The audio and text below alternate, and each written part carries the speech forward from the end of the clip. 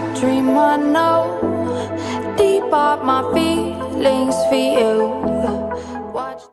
Hello, reality viewers. Welcome back again to Reality Latest Gist, the home of news and politics. For this channel, we dey drop news every day and we dey react to every videos wey comes our way. And na reality news na we dey drop for this channel, and we dey also dey talk am as e be. If today na the first time we say you dey come across this channel, you are highly welcome. Thank you so much for stopping by. And if you are returning subscribers, I appreciate all of una for una massive support to this channel. I say may God bless all of una in Jesus name. Amen. I get video wey I wan present to una this very moment, and I go dey follow una dey watch the video. After we don watch am together, make we drop our opinion constructively for the comment section. Like our videos and also share our videos if possible. Bye for now. We are going to be discussing creating awareness for the proposed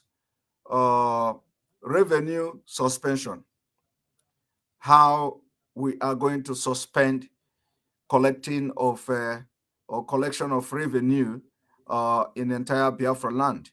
This is one of the strategy. We have a lot of strategy, a lot of ideas on how we can move this whole thing forward. And if those who are really genuinely fighting for Biafra and for the freedom of Nnamdi Kanu will put their ego and the hatred and the envy aside, and let us pursue this goal, we are going to be very successful. Let me tell you, the Fulanis don't know law. They don't respect law. Fulani don't respect law. Why we are mentioning Fulani is because Fulani, the nomadic people, have been in control of the Nigeria state, and that is the reason why Nigeria is in this mess. So Nigeria, Fulani don't respect law. They made law, they have constitution, they don't respect it. They don't value it. In fact, if you are hoping on Nigeria state to respect the law without speaking in the language they understand, you are not telling yourself the truth. I want you to agree on one thing. Even if you don't believe what I'm saying, you must agree one thing. One thing you must agree on is that Fulani don't respect law. Okay? That is language they understand. Fulani understand violent. Now, we are not even going to violent. I'm not here to preach violent. But remember that revolution does not come with a pancake. Okay? But we are not yet into that part or that kind of revolution. But the revolution we are into now is to, first of all, we have to start attacking the revenue. How they generate internal revenue. You see, what we are fighting is for our freedom, and we have to apply every strategy to get, to get to the government. We have succeeded in implementing the sit-at-home. We have succeeded, and the sit-at-home every Monday is going very well, and we want to see more compliance in the sit-at-home. It is called the civil disobedient. Now, one thing you have to know is that I want everybody to forget all these things you read every day. Forget it. Let us fight without looking back. Let us support our leader without looking back. Let us support everything that will make the government to start talking and negotiating the release of our leader and other people they hold captive without trial. That will only be possible when we begin to freeze the revenues of this government. It is, some time.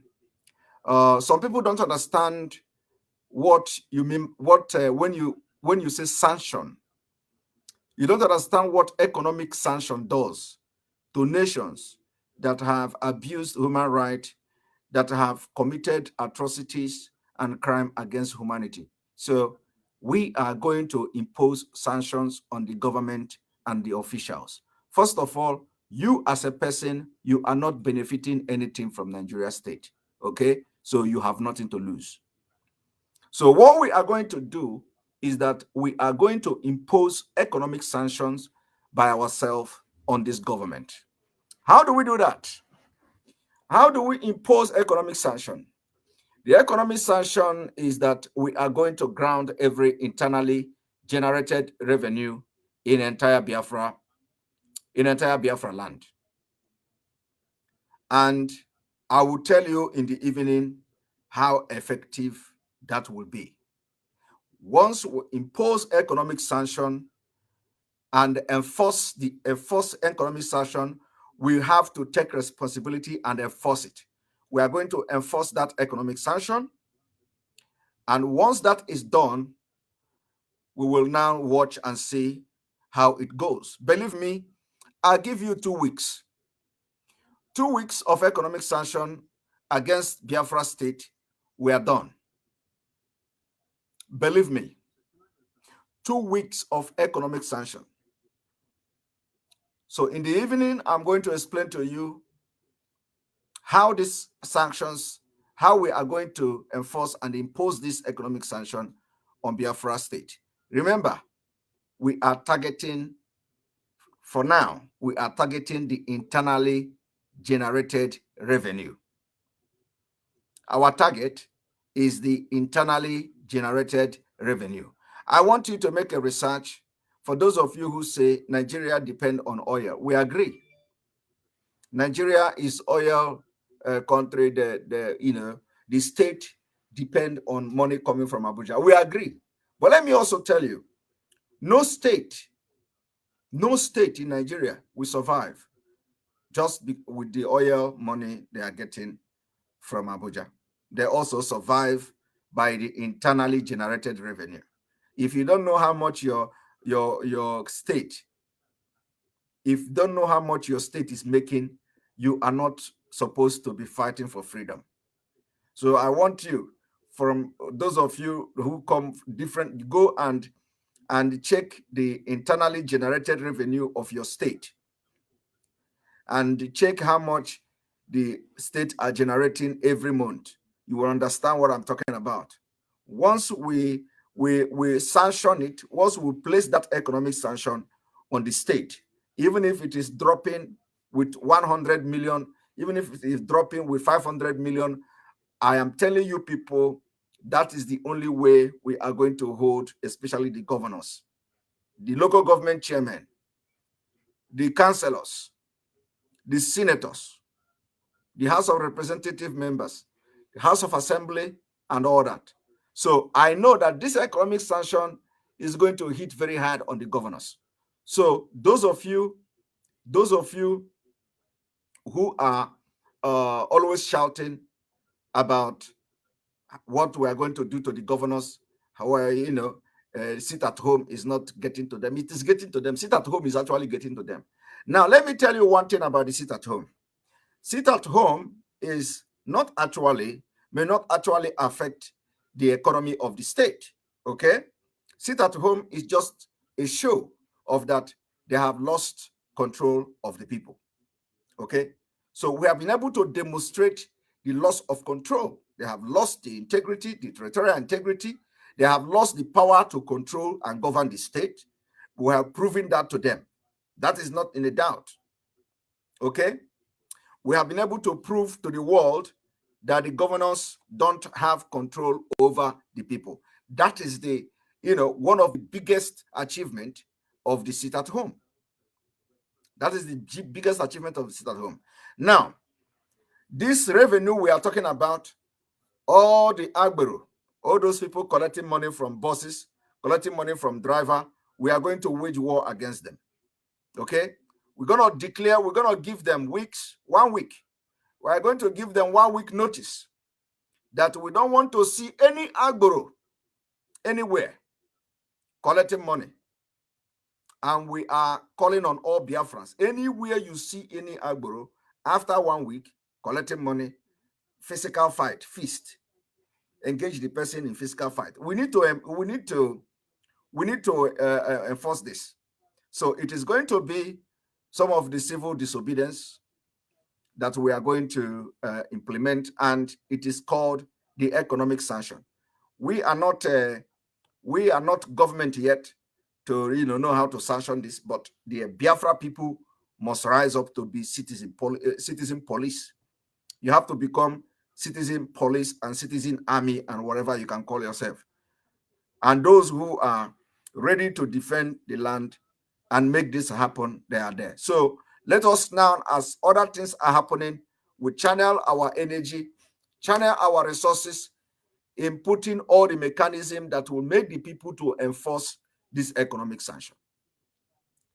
So make sure you are part of this evening broadcast to know how economic sanction works.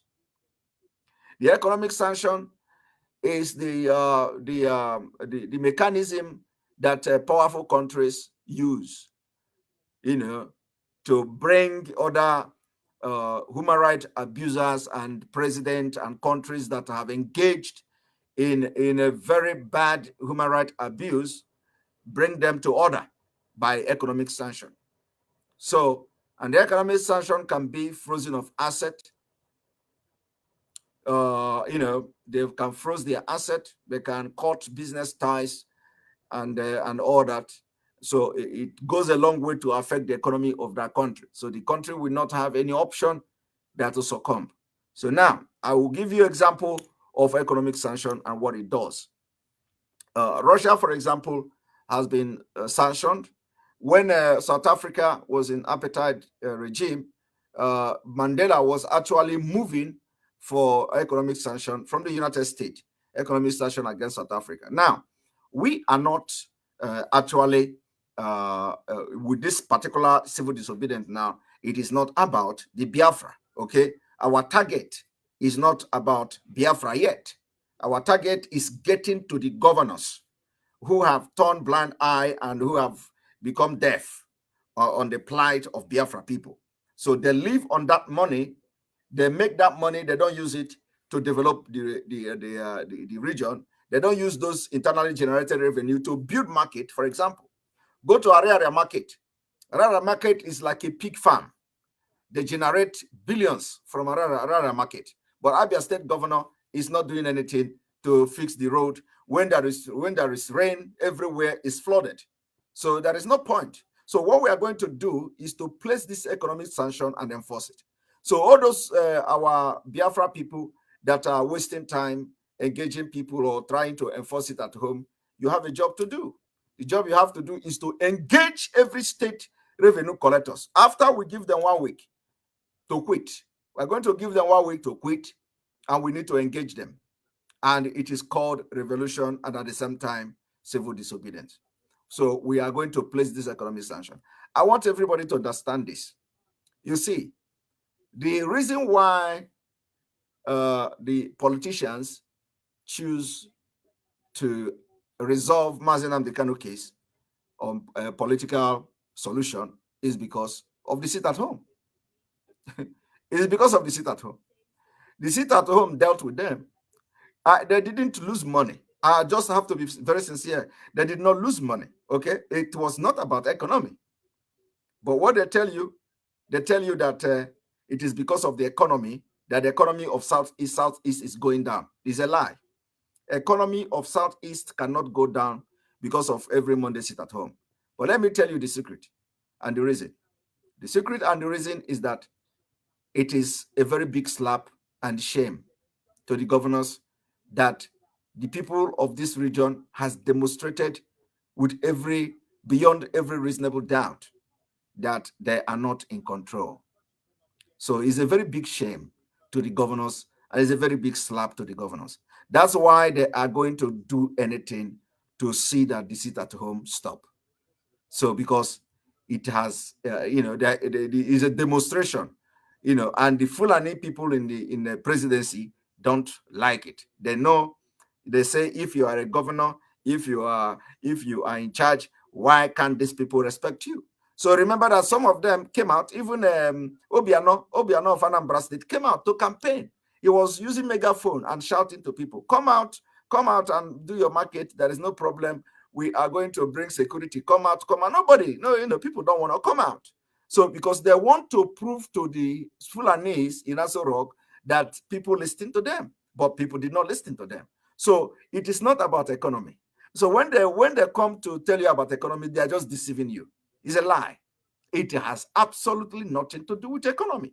Now we are going to attack the economy. So economy is what we are going to attack now. Now we are going to hit the economy, and you are going to see a different reaction. Once we succeed in making sure that we enforce this economic sanction, my brother, they are going to be talking. You see these governors? Once they lose 1 week revenue, they are going to be talking, because it is going to affect not the governors alone, the local government chairman. You know, the people that are in charge of the collecting of money from the buses and all that, they are local government, they are agboros. So those agboros must be ready to listen, or then we'll begin to deal with them. So I want you to go and check how much your state are generating from motor park, from marketplaces, from shops and all that. Go and check it. And our target is going to be all those people that are collecting the revenue. We are going to give them 1 week notice. After 1 week, we see you collect revenue in Biafra land, you will be dealt with. Except you want to live as a slave forever, you can move and relocate to northern Nigeria and live there. So I want to introduce this strategy to Biafra people, and I'm going to explain the dividend of this if we embark and become successful in this. We are going to, after this one, we are going to introduce something else. You see, it is step by step. We don't need to shoot gun. We don't need to shoot AK-47. We don't need to shoot gun. But it is step by step. And you have to comply to this, because we are fighting for you. We are fighting so that you are not going to be killed by Fulanese. We are fighting so that you have good road. We are fighting so that you have hospital. We are fighting so that you have school. We are concerned about you. I have nothing to gain in this. So but what I'm doing, cracking brain, making research, doing things every day and night, is for your own good. And Nnamdi Kanu is in DSS dungeon today, is for your own good. Nnamdi Kanu would be enjoying in London if he want to, but he decided to make difference in this life. That's why he found himself now in DSS dungeon. So we have something to do. We have something to offer. It is you now that in Nigeria there that will make this change, not me. I am doing my part. My part is to educate you. My part is to create this awareness. And then other things I'm doing. But then it is your responsibility to make sure these things happen, especially when good advice and when good idea come up, you make sure you implement it. That's why some of you, God choose some of you. That's why some of you are volunteers. So we are calling on all our volunteers to get ready, because it is time to go to work. We don't want to see anybody that is collecting revenue after 1 week. So, but first of all, I want to teach about it. I want to create the awareness. I want people to call me this evening and ask me a question. Why I think this is good. Whatever question you want to ask me, you ask me. And I'm going to explain to you why economic sanction is the best to go now. And this is the level 2. I call it level 2 of our civil disobedience. So we are going to go to level 3. Once we get to level 3, I'm going to tell you what we are going to do in level 3. So now let us make sure we implement and enforce this economic sanction after 1 week. Very, very important. You are going to see how the governors will run mad. You are going to see how the local government chairman will run mad, because actually it is going to be the local government chairman. We are going to the grassroots. The people that are in charge of the revenue collectors are the local government chairman. Are you aware of that? Are you aware of that? Local government chairman. They collect the revenue and they transfer to the state. That is how the government are run. So we are going to touch the local government chairman. All of them will get the hit. So that revenue they are generating to the state we are going to now place a sanction on it. And then let us see how, listen, let me tell you, do not take what I'm saying now as a joke. Do not take what I'm saying now and, you want to do command and control. Our leader is dying. Nnamdi Kanu is dying. Nnamdi Kanu is going through a lot. Forget all these things. Forget all these sweet messages. Forget all these things. Nnamdi Kanu is going through a lot. It is today they will come with another message. Tomorrow they will come with breeze. Another day they will come with akupe. Another day they will come with fan. Nnamdi Kanu is going through a lot. I am telling you. The only thing that is going to make change now. The only thing. Thank you very much, Twinkle Light. Catch up for your super chat. I appreciate you. I am doing very, very well, and I just decided to to take off some time. Thank you very much, Twinkle Light, Gacha, for your super chat. We appreciate you for supporting the page. Betty Wangu, Mazi Simon, I hope you are well. God is your strength. Thank you very much for your super chat. I am very, very well, and sound is just too much work. So, as a matter of fact, I traveled, and I just came back. I traveled, I just came back. So that's why some of you did not see me for a few days. Now, what I'm saying is that our leader is going through a lot. So don't take this thing for granted. Forget, even if our leader say he don't want this thing, my brother, he is not here with us. We know what we are seeing, and we don't know what he is seeing, but we know nobody will be in DSS dungeon and any good thing or any good news coming from there. No good news can come from DSS dungeon. This is my own belief. So it doesn't matter what comes from there, that our leader is good and all that. I don't believe in that. Okay, even though it is true, even though when the message comes from our lawyers is true, but I don't want to, I don't want to see, take the message like that everything is good, because nothing can be good from coming from when somebody is in DSS dungeon. It can never be good.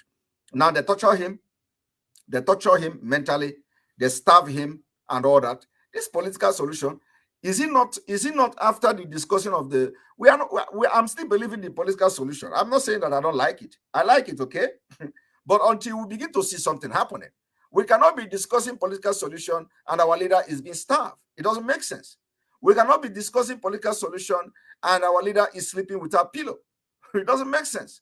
We cannot be discussing political solution and the DSS are floating court order. We can't, it doesn't work like that. So we need to start looking into the political solution when the DSS start to obey the court order. We are talking about the political solution, and they are not even obeying court order, which is legal, a legal document that court pronounced that do this is a law. They don't obey it. So why should we be looking at political solution? If it comes, we take it. If it don't come, we continue. We have to do something to make sure that everybody feel the heat. Nnamdi Kanu cannot be in DSS dungeon and nothing is happening. I'm not saying that because everybody is afraid, we don't shoot gun. I'm not talking about gun this time around. But I'm saying we need to place economic sanction in the entire Biafra state. That's what I'm saying. And the message is very clear. Okay? Economic sanction on Biafra state. And we are going to stop the revenue collection for the meantime. That is the level 2. We are going to go to level 3 after that. That's all I'm asking for. And it is very, very easy to do. It's very, very easy to do. Once we set example with one of the collectors, if they don't want to be part of this liberation movement, every other person will learn. So we need to make sure that we enforce the no collection of revenue in Biafra state. And I am calling, if you let this video go to the collectors, because it's very, very important. They have to be part of this. It is the same thing the labor. What we are trying to do now is the same thing the labor union does. if when you have a functional labor union, they place economic sanction. Economic sanction is that you go on strike. You go on strike. You say the people are not working. It's economic sanction. You know, the labor union sanctioned the government by not going to work as on strike. That is sanction. So that is what I'm preaching this evening. And I'm going to tell you what it does, how we can achieve this. Very, very important. Don't say because you hate Simon Ekpa. Don't say because you hate Simon Ekpa, because some of you, like I have said it before, some people may want even to Biafra never to come instead of supporting idea coming from Simon Ekpa. Okay? But that is quite sad.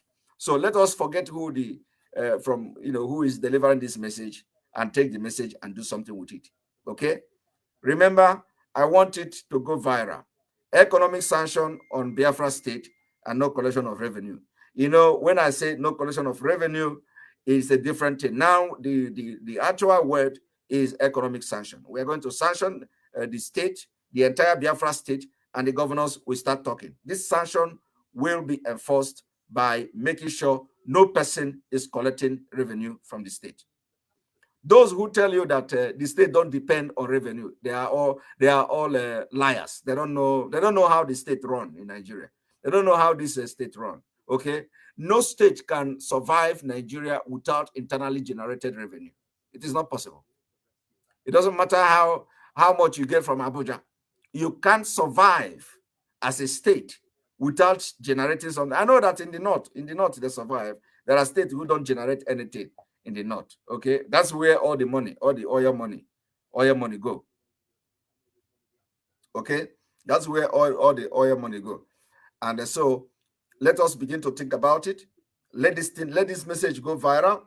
It does not matter. It does not matter when if some of you have followed,